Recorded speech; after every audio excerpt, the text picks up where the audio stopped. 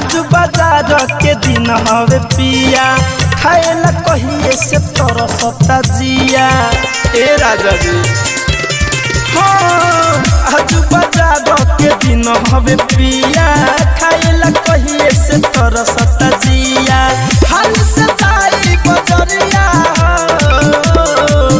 पिया हमके खिया दी एगो भकुरा मछरिया ए राजा हमके खिया दी एगो भकुरा मछरिया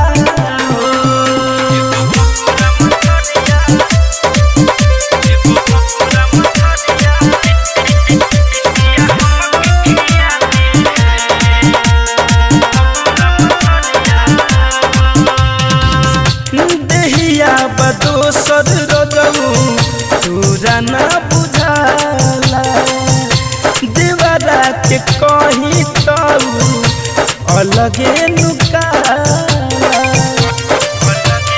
हाँ देहिया बदोसर रोजऊ तोरा ना बुझाला देवरा के कही तो अलगे नुकाला। लाइबा तो सुते दम पजरिया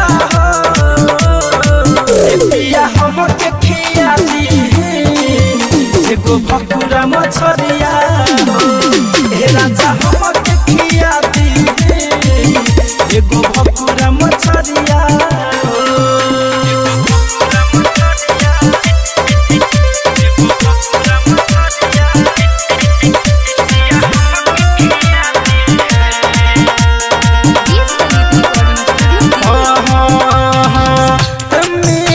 मिसाइल पियो बुझेलो मजा के हो कहला पलाल कके तहके लाके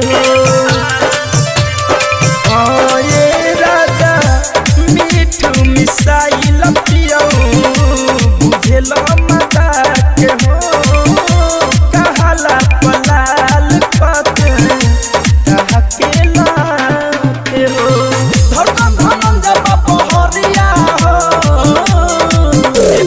हमके खिया दी एगो भकुरा मछरिया ए राजा हमके खिया दी एगो भकुरा मछरिया।